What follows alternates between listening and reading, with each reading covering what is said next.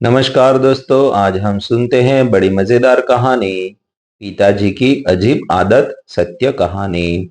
खाना खाने बैठते तो एक निवाला तोड़कर थाली के चारों ओर घुमाते और फिर उसे किनारे रखकर थाली को प्रणाम करके और खाना खाना शुरू करते। मैं उन्हें ऐसा करते हुए देखता और सोचता कि पिताजी ऐसा क्यों करते हैं। बहुत हिम्मत करके एक दिन मैंने उनसे पूछ लिया कि पिताजी, आप रोज एक निवाला अलग करके खाने की थाली को प्रणाम क्यों करते हैं? पिताजी मेरी ओर देखकर मुस्कुराने लगे। फिर उन्होंने कहा कि मैं खाने से पहले ईश्वर को धन्यवाद कहता हूँ।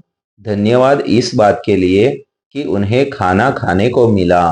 धन्यवाद इस बात के लिए कि वो खाना खाने के योग्य है। धन्यवाद इस बात के लिए कि खाना खाने योग्य है। मैं बहुत छोटा था, समझ नहीं पा रहा था कि खाना तो माँ ने बनाया है, फिर इसमें ईश्वर कहाँ से आ गए। शायद पिताजी ने मेरी आंखों में सवाल को पढ़ लिया था। उन्होंने मुझसे बहुत धीरे से कहा कि खाना बहुत अच्छा बना है, इसलिए अभी तुम्हारी माँ यहाँ आएगी तो मैं उसे भी धन्यवाद कहूँगा। मुझे कायदे से ये बात याद नहीं रहनी चाहिए थी, पर मुझे याद रह गई। कारण जिस दिन माँ दम तोड़ रही थी, उससे कुछ देर पहले उसने इशारों से पिताजी को अपने पास बुलाया था और कहा था कि आप मेरे मुंह में तुलसी का एक पत्ता और थोड़ा सा पानी डाल दीजिए। पिताजी ने ऐसा ही किया था। पिताजी ने जैसे ही माँ के मुंह में चम्मच से पानी डाला, माँ मुस्कुराने लगी। उसने अपने दोनों हाथ जोड़े और फुसफुसाते हुए पिताजी को धन्यवाद कहा। माँ जा रही थी। पूरा परिवार माँ के बिस्तर के सामने खड़ा था। माँ के चेहरे पर जरा भी शिकन नहीं थी। माँ जाते हुए पिताजी का धन्यवाद करते हुए गई। धन्यवाद इतने दिन साथ निभाने के लिए। धन्यवाद कैंसर जैसी बीमारी में सेवा करने के लिए। बहुत गजब का था माँ का संसार। माँ की मृत्यु के बाद जीवन में मेरा मोह भंग हो चला था। मेरी समझ में नहीं आ रहा था कि मुझे क्या करना चाहिए। मैं बहुत छोटा था, इतना छोटा कि मृत्यु का अर्थ भी ठीक से नहीं समझता था। ऐसे में एक दिन पिताजी ने मुझे अपने पास बिठाया और कहने लगे कि तुम्हें उदास नहीं होना चाहिए। तुम्हें जिंदगी को समझने की कोशिश करनी चाहिए।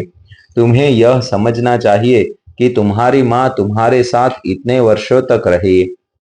फिर पिताजी बताने लगे कि उनके पिताजी की जब मृत्यु हुई थी, तब उनकी उम्र 3 साल की थी। कई चीजें ईश्वर जब तय करते हैं तो उनकी अपनी योजना होती है। हमें ईश्वर के हर फैसले को स्वीकार करना चाहिए और उसका धन्यवाद कहना चाहिए कि वो हमारे लिए हर पल कुछ सोच रहे हैं। मैंने पिताजी से कहा कि माँ हमें छोड़कर चली गई। इसमें धन्यवाद जैसी क्या बात हो सकती है? मुझे नहीं याद है कि पिताजी को कहाँ से मेरी डायरी मिल गई थी, जिसमें मैंने लिखा था कि हे भगवान, मेरी माँ को मृत्यु दे दो। पिताजी मुझे मेरी डायरी का वो पन्ना दिखाने लगे और उन्होंने कहा कि माँ को कष्ट से मुक्ति मिली, इसलिए इसके लिए भी तुम्हें धन्यवाद कहना चाहिए। इस संसार में बहुत से लोग इस बीमारी में बहुत कष्ट सहते हैं। वो ईश्वर से मृत्यु की कामना करते हैं।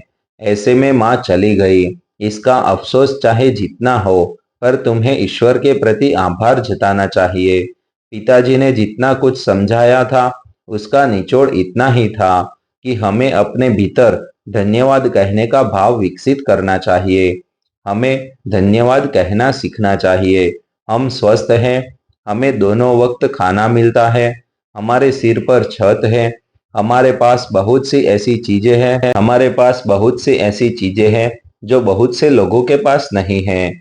हमें इसके लिए धन्यवाद करना चाहिए।